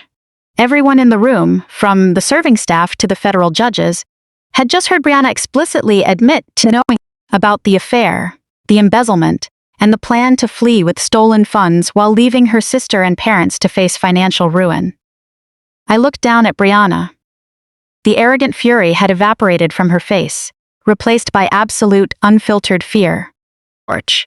Her emerald dress now looked like a cheap costume. The socialite friends she had spent years cultivating moved away from her, creating a wide, empty gap on the marble floor. She looked around frantically for a friendly face, but found only disgust and rejection. Her image and standing were completely destroyed in under 60 seconds. Orch. My mother let out a strangled sob, finally realizing that her favored daughter had willingly plotted to take away their family home. Brianna hadn't just mocked me. She had participated in their financial undoing. I slowly turned my attention from my sister to Spencer. The financial broker was no longer smirking. He breathed heavily, his expensive tie looking like a tight band around his neck. Orch. He had spent his life relying on privilege, assuming an interior designer could never unravel his complex corporate schemes. Hours ago, he had sat in his glass office, condescendingly explaining basic finance to me, treating me like an uneducated child while plotting my downfall. I gripped the microphone, my voice dropping to a precise, cold tone. Orch.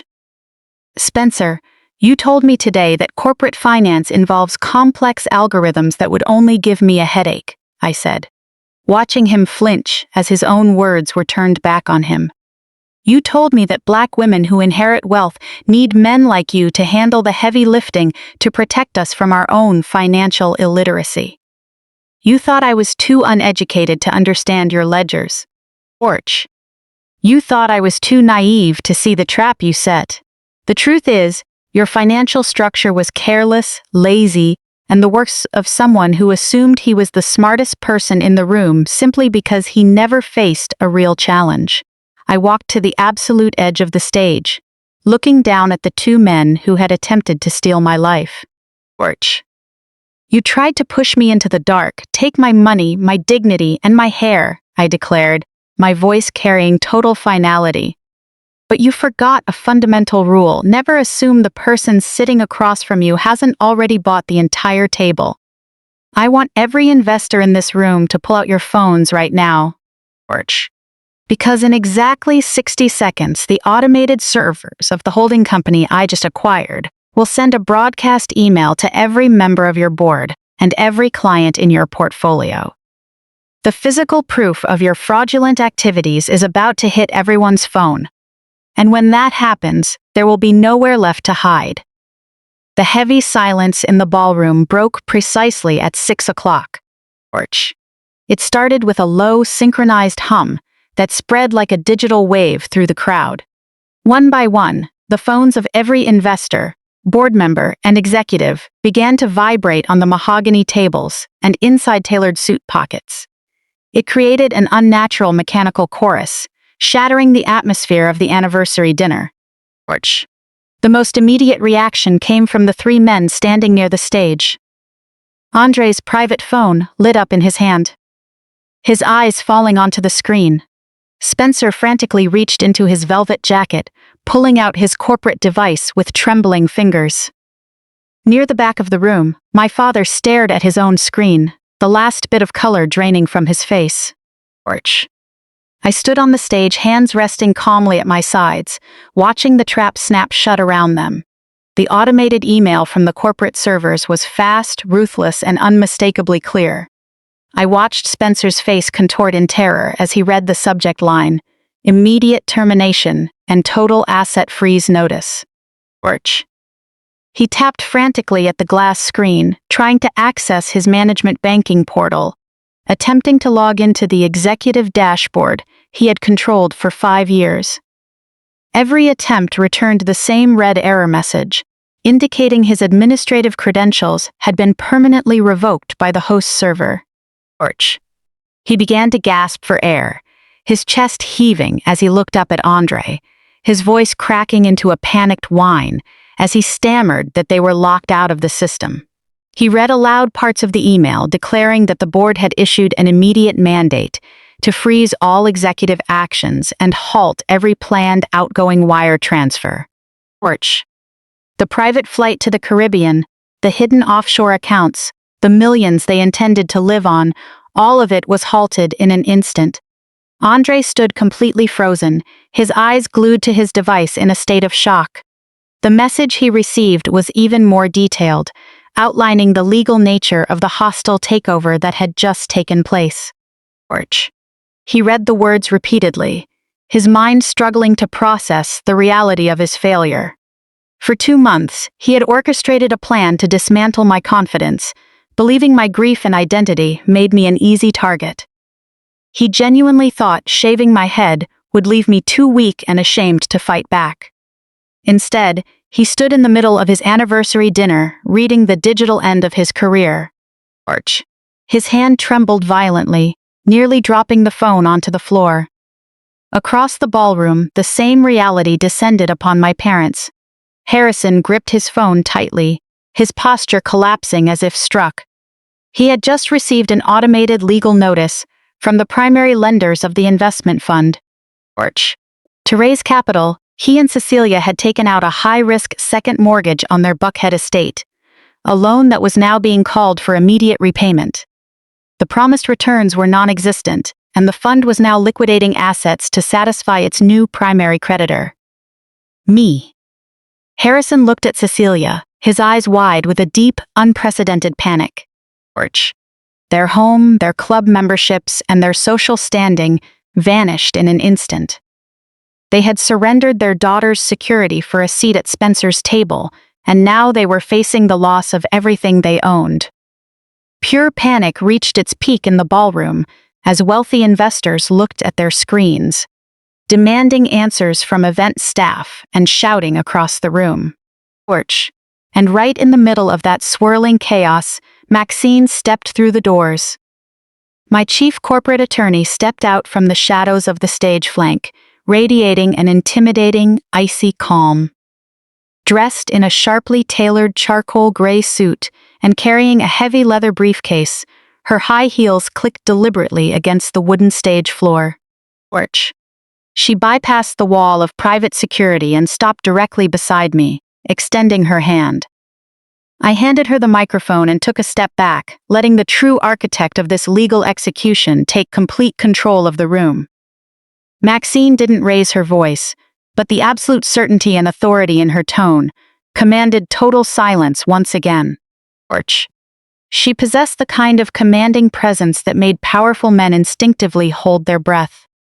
Maxine formally introduced herself to the crowd, stating her full name and her position as chief legal counsel for my newly established holding company. She looked straight down at Andre and Spencer without a trace of pity, hesitation, or warmth. Orch.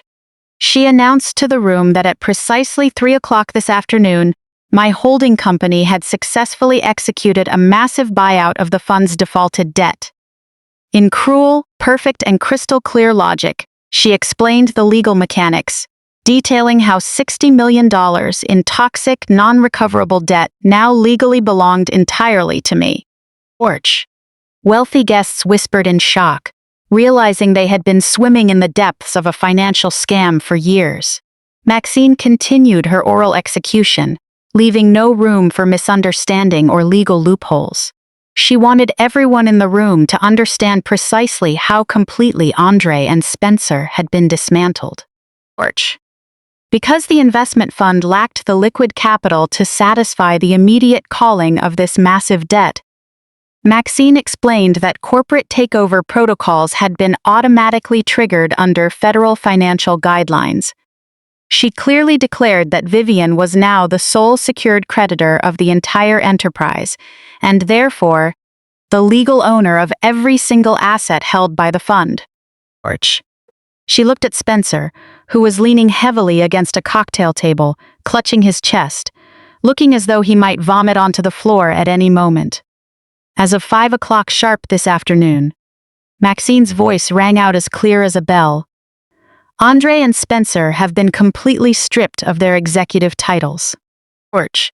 The board of directors, fulfilling its fiduciary duty under the new ownership structure, has formally terminated both of you for cause. Your equity in the company is permanently frozen, and your access to any corporate assets, physical or digital, has been completely and irrevocably revoked. You are now completely bankrupt. Porch.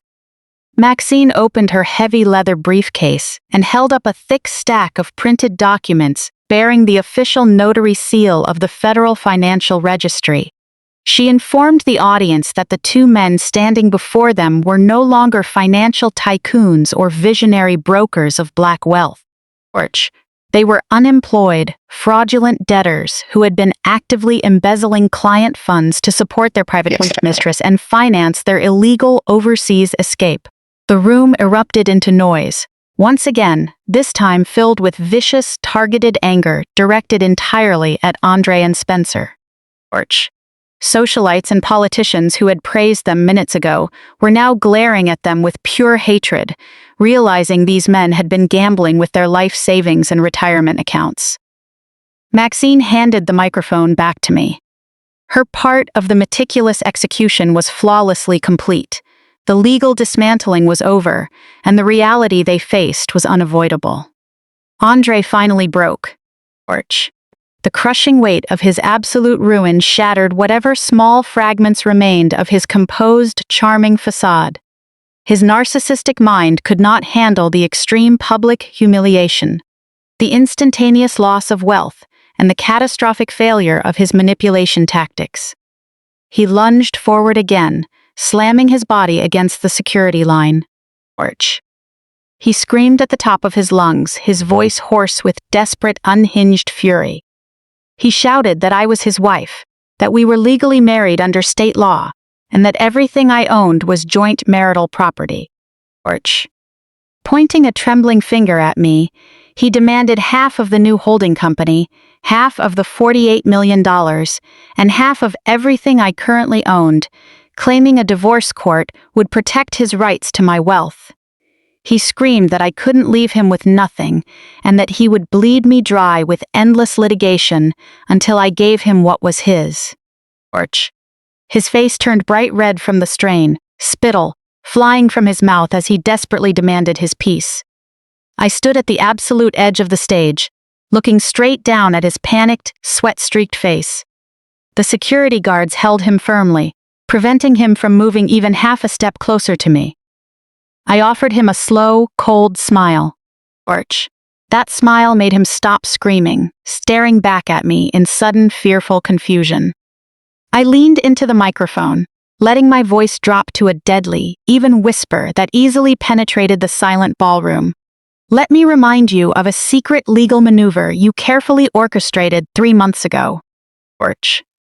When you used stolen client funds to buy that luxury midtown penthouse for your mistress, you were terrified that I would one day discover your affair and try to claim half of the property in a bitter divorce settlement.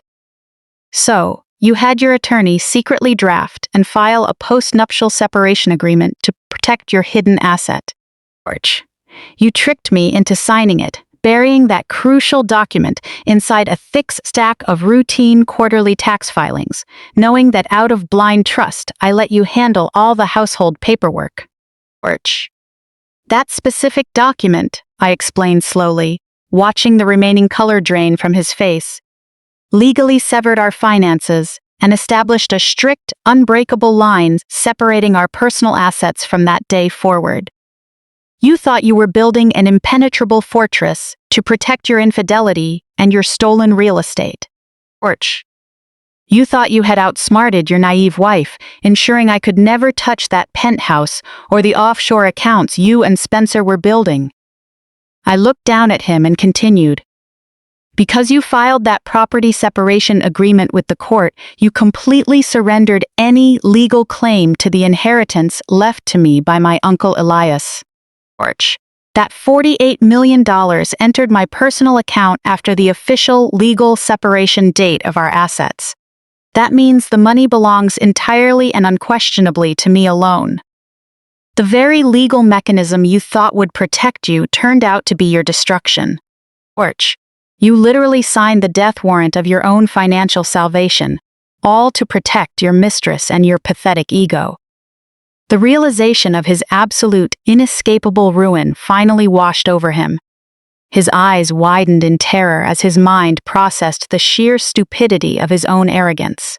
He had built the trap that snapped his own neck. Orch. His knees buckled, losing all strength, and he collapsed onto the polished marble floor of the ballroom. He knelt there amid shattered crystal, spilled champagne, and glaring stage lights. A completely broken man who had engineered his own downfall. The trap had closed perfectly. The money was entirely mine, and he had nowhere left to run. Orch. The entire ballroom stood frozen, watching in silence as the man who had thought himself invincible crumbled on the floor. Spencer buried his face in his hands, weeping quietly as he realized his privileged lifestyle and stolen wealth were gone forever. Orch. Brianna sat collapsed on the floor nearby, unable to comprehend that the luxury she craved had just been taken by the sister she had mocked her whole life. My parents leaned against each other, masks of pure terror on their faces as the reality of their impending homelessness set in. I looked out at the sea of guests, seeing the people who had gathered to celebrate the illusion of my marriage. Orch. They no longer looked at me with pity, nor were they confused by my shaved head. They were looking at me with absolute, pure awe. I had taken the deepest trauma and betrayal a person could endure and forged it into an indestructible weapon. Andre knelt on the floor, sobbing uncontrollably, completely powerless under the weight of his own actions. The $48 million was safe. Orch. My autonomy was secure. The men who had tried to break me were now nothing more than ghosts of the empire they once ruled. I stood tall on the stage, the cool air brushing against my bare scalp. I felt stronger and more whole than I ever had in my entire life. Checkmate. The game was finally over. Orch. The heavy impact of Andre collapsing onto the marble floor sent shockwaves through the room, shattering the final remaining pillars of my family. My mother, Cecilia, and my father, Harrison, pushed past the frozen socialites and federal judges. They no longer looked like the proud buckhead patriarch and matriarch who had greeted guests an hour ago. Orch. They looked like cornered animals, stripped of their arrogance and their carefully crafted country club persona. My mother's body trembled uncontrollably, her diamond necklace shaking against her collarbone as she practically crawled toward the edge of the stage. Orch. My father, a man who had spent 38 years giving orders and controlling every room he entered, was suddenly stooped over, visibly aging with every step. They stepped right over Andre's weeping frame, ignoring him completely. He was no longer their golden ticket into high society. He was just collateral wreckage from a failed investment. Orch. They reached the bottom of the short mahogany stairs and looked up at me, eyes filled with total panic. "Vivian, please," my father begged, his voice breaking in a way I had never heard before. He gripped the wooden railing as if it were the only thing keeping him upright. You have to stop this right now, Vivian. You have to lift the lien on the house. Porch. He tried to use his old authoritative tone, but under the weight of his terror, it cracked completely. You own the debt now, which means you can cancel it. You can forgive the loan and give us back our home. You can't let the bank take everything we built. My mother reached out her manicured hands, clawing at the air toward my black silk gown. Porch. Vivian, sweetheart, she sobbed, tears ruining her makeup and destroying the flawless image she had spent all morning preparing. We are your parents. We are your blood. You can't do this to us. We didn't know what Spencer and Andre were doing. We didn't know they were stealing from the fund. We were just trying to protect the family legacy. You have to save us from this, Vivian. Porch. You have $48 million. You can easily cover the margin call and give us back the estate. Please, baby, we're begging you. I looked down at the two people who had brought me into this world. The two people who had spent nearly 40 years proving to me just how little I mattered to them. I didn't feel an ounce of pity. Porch. The cold air of the ballroom brushed against my bare scalp, reminding me of the physical violation they had expected me to quietly endure just to protect their social standing. I brought the microphone to my lips, my voice echoing through the massive ballroom, steady and devoid of any daughterly warmth. You're asking me to save you, I said, each word falling like a heavy stone in the quiet room. Porch. You're asking me to reach into my pocket and pay for the greed and arrogance you willingly participated in. For 38 years, I was a ghost in your perfect house. When Brianna wanted to pursue art, you bought her a gallery. But when I wanted to do design, you told me to find a rich husband. Porch. When Brianna brought home a mediocre broker, you treated him like royalty, pouring your net worth into his fraudulent hands just to sit at his table. And when my husband stripped away my sanity bit by bit, isolating me and destroying my self-worth, you turned a blind eye because his tailored suits and hedge fund title made you look good in front of your friends. Porch. My mother let out a loud sob, trying to interrupt and play the victim, but I didn't stop. My voice easily carried over her cries. You never protected me, I continued, locking eyes with my father's desperate gaze. You actively handed me over to a predator on a silver platter. Just this morning, when you saw what he did to my head, you didn't ask if I was safe or if I was hurt. Porch. You told me to put on a pretty dress to hide the abuse and sign away my inheritance to the man who violated me, simply because you didn't want to be embarrassed in front of the city's elite. You gambled your home, your legacy, and your daughter on a pair of thieves because your vanity completely blinded you to the truth. Porch. My father shook his head, tears finally spilling over his weathered cheeks. Vivian, we made a mistake. We were foolish. But we are still your family. You can't leave us homeless. You can't just abandon us. I stood tall, the heavy silk train of my dress pooling like dark water at my feet. Porch. I'm not abandoning you, I said softly but firmly, ensuring the entire room heard every syllable of their final judgment. I am simply executing the financial contracts exactly as they were written. You used the estate as leverage to gamble on a 40% return in a fraudulent fund, and you lost. The bank will seize the property at dawn, and I will do absolutely nothing to stop it. Porch. I leaned forward slightly, looking directly into the faces of the people who had raised me as a scapegoat. You handed me to the wolves, I whispered into the microphone, my voice holding a cold finality. So don't cry now that I've returned leading the pack. My mother let out a wail and collapsed against my father. The reality of their total ruin had finally set in. Porch. They had no money, no home, and no wealthy son-in-law to save them. In every sense that mattered, they were completely bankrupt. A heavy diamond fell into a glass of champagne with a soft, decisive splash. Microscopic bubbles immediately swarmed around the expensive stone, burying it at the bottom of the glass, drowning the final symbol of control in the very luxury he had craved so desperately. Porch. I didn't look back at the crowd. I didn't spare another glance for my parents or my sister. To me, they were ghosts now. relics of a past I had completely left behind. Cecilia and Harrison were already fading into the background of high society, their relevance evaporating the moment their financial collapse became public. Porch. Brianna, once the golden child, wept over her ruined emerald dress, mourning the stolen wealth that had sustained her entire persona. I gathered the sweeping train of my black silk gown and walked toward the main exit with slow, deliberate grace, leaving the suffocating ballroom and the wreckage of my past life behind. Porch. Every step I took carried a sense of clarity, confirming that I was leaving a battlefield where I had left no survivors. I pushed open the heavy glass doors of the hotel lobby and stepped out into the crisp autumn night air of Atlanta. The sudden cool breeze offered a stark contrast to the stifling tension of the ballroom. Porch. I paused at the top step of the grand entrance, closed my eyes, and took a deep, cleansing breath, letting the night wind brush directly over my bare, shaved scalp.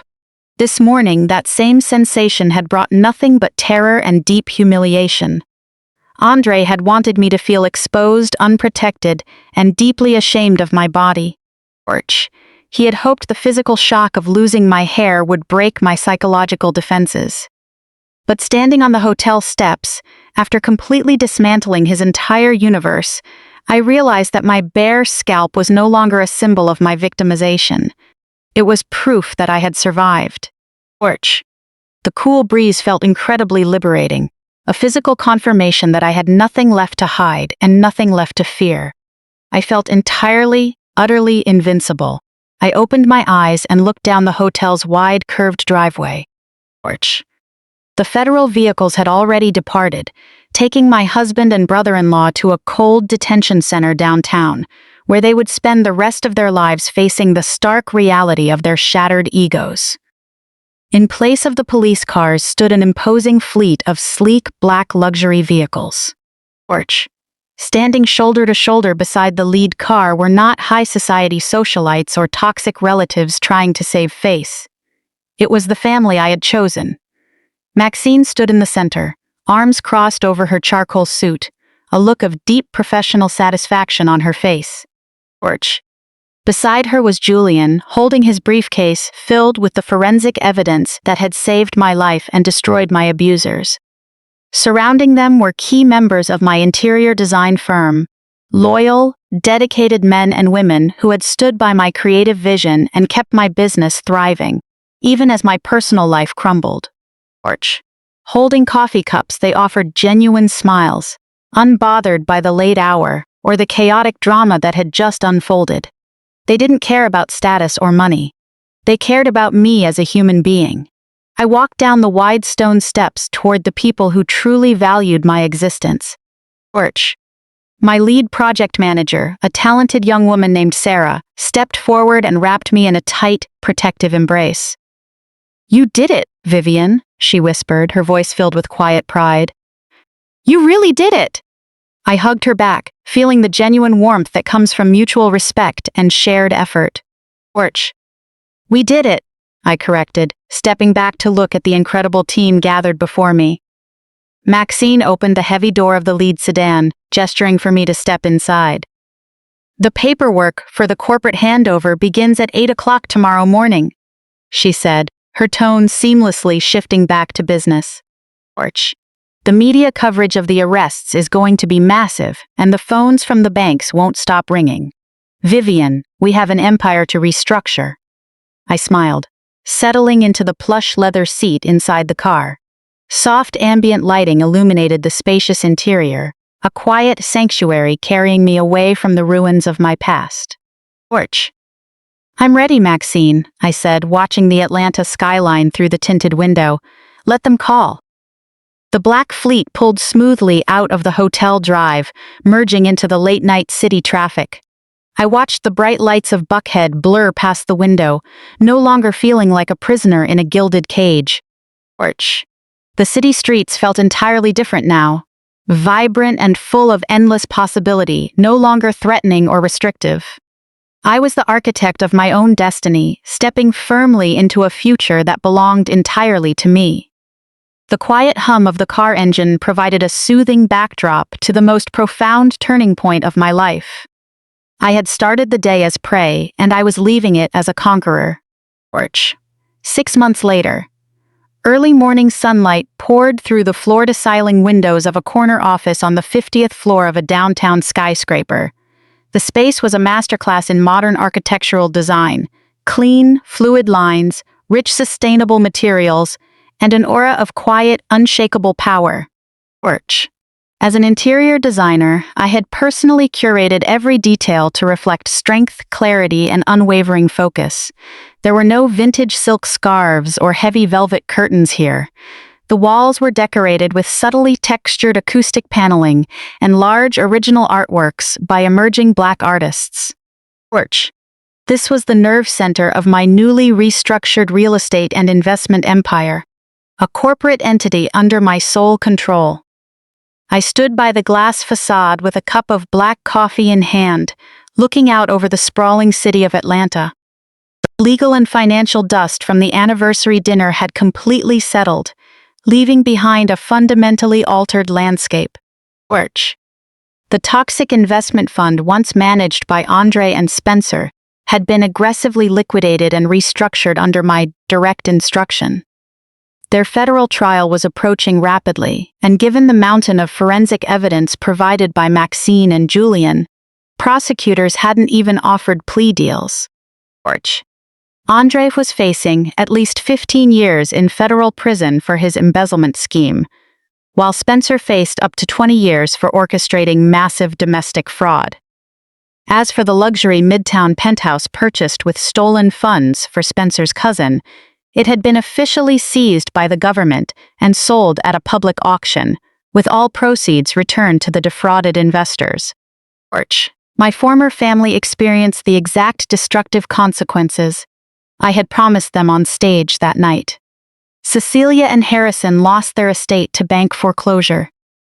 Stripped of their unearned wealth and social standing, they were forced to quietly move into a modest 2-bedroom apartment in a distant suburb, entirely erased from the elite circles they had once idolized. Their country club friends abandoned them completely, viewing their financial ruin and close association with convicted felons as a social contagion. They were isolated, trapped in the very modest circumstances they had always despised.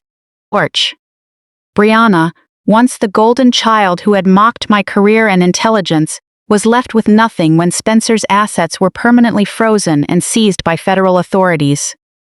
To survive without her husband's stolen money, she was working a retail job at a boutique, folding clothes and fetching shoes for the wealthy women she had once gossiped with at brunch parties. They had all learned the devastating cost of their own arrogance, complicity, and betrayal. I turned away from the window and walked back to my large reclaimed wood desk, running my fingers over the smooth, polished surface. I caught my reflection in the glass of a framed architectural design award on the wall. Raising my hand, I touched my head gently. My hair was cut short, a crisp, sharp buzz cut. I hadn't tried to grow it out, nor had I tried to cover it with expensive wigs or complex protective styles. The look was intentional, bold, and entirely unapologetic. It served as a daily physical reminder that I had walked through the fire and built my own empire directly from the ashes of their destruction. The short hair highlighted the sharp angles of my face, giving me an unquestionable sense of authority that commanded immediate respect whenever I walked into a boardroom. My desk phone vibrated softly. An intercom call from my executive assistant, letting me know that the board of directors for my latest commercial development project was ready for my presentation. I set down my coffee cup and picked up a slim digital tablet loaded with fresh financial projections. There was no fear in my chest, nor any anxiety about facing a room full of powerful investors. They worked for me now. They answered to my vision. I walked out of the corner office, my heels clicking firmly against the polished concrete floor with absolute authority. The man who had tried to break me had completely underestimated the woman he married. He had believed taking my hair would strip away my pride and dignity, forcing me to surrender my crown to his control. But looking out at the sprawling, thriving city I now held a stake in, I understood an ultimate, profound truth. When you have the courage to burn down the cage that holds you, you realize that a true queen never needed hair to hold her crown steady.